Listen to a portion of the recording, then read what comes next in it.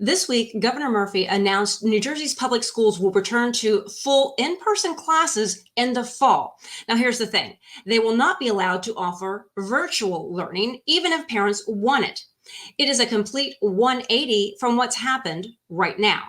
Many districts still have hybrid learning. Private schools are seeing an uptick in enrollment for next year, and many parents are very frustrated with the rules and lack of information or inconsistent information.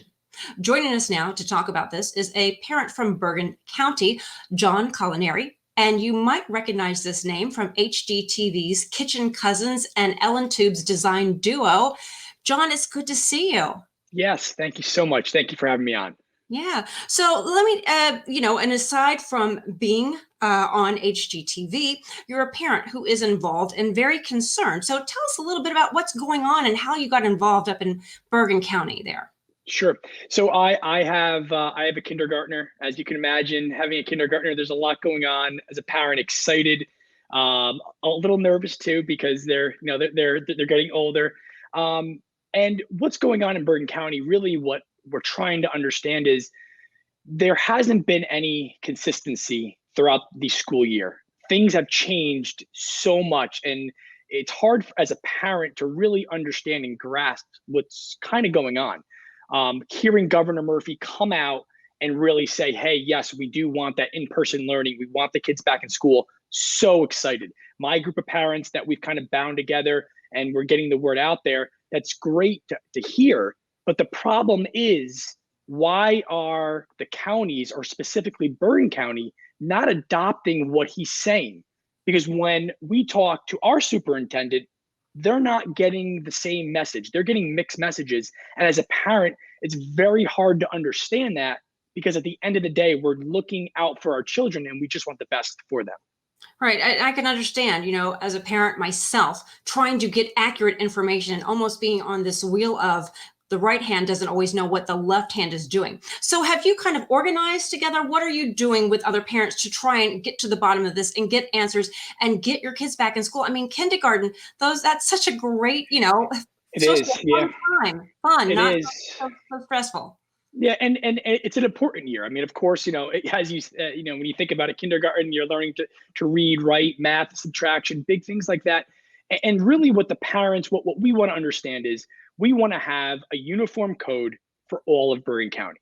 What that means is, one of the biggest, I guess, deterrents for this entire school year. Yes, some schools have gone the hybrid models. Some have done more in person, or some have just done all stay-at-home learning. The biggest thing is the shutdowns when a COVID case arises.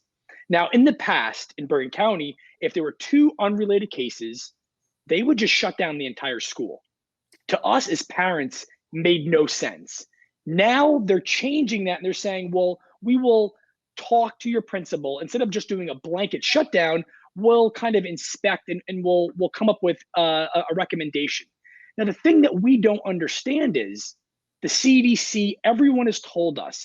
I literally just got the memo from the governor's office the other day that the New Jersey Board of Health sent out saying the schools are the safest place for our kids to be. So if you're going to shut down a school, to me, that is the last resort. There better be a serious outbreak that you're going to shut down an entire school. If there are 2 unrelated cases, the spread is not happening in the school, then why would you shut down the school?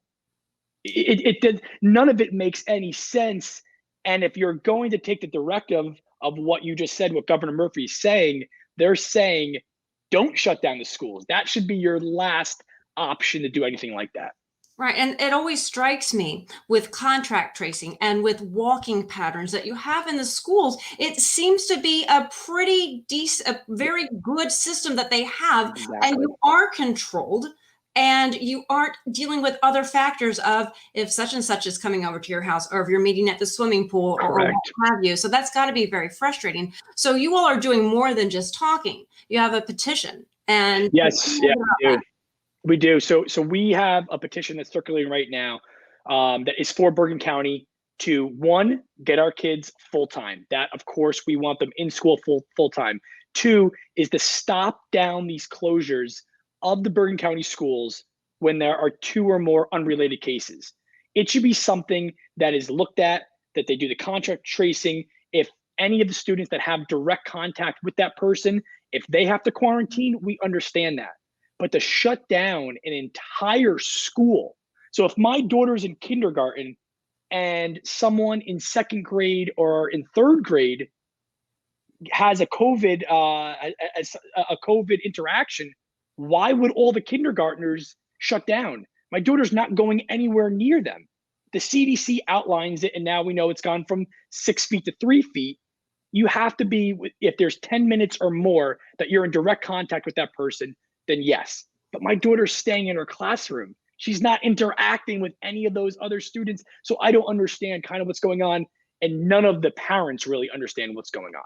Yeah, and how is this impacting her?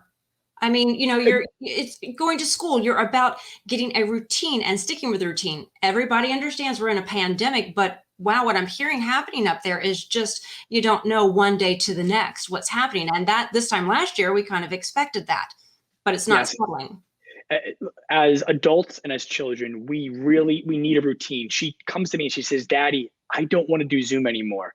And when I hear my daughter say that, it breaks my heart, because I know she wants to learn and she wants to be in school with her friends and have a good time and have that social interaction. Us as adults, we need that social interaction. So you can only imagine what little kids, what they are dying for right now. And the biggest thing is, and I really hope all of your viewers and people, please reach out to your county executives. Our county executive, Tedesco in Bergen County, we're asking him, we're pleading with him, please, sir, have a uniform code for all of the schools in Bergen County that they can follow.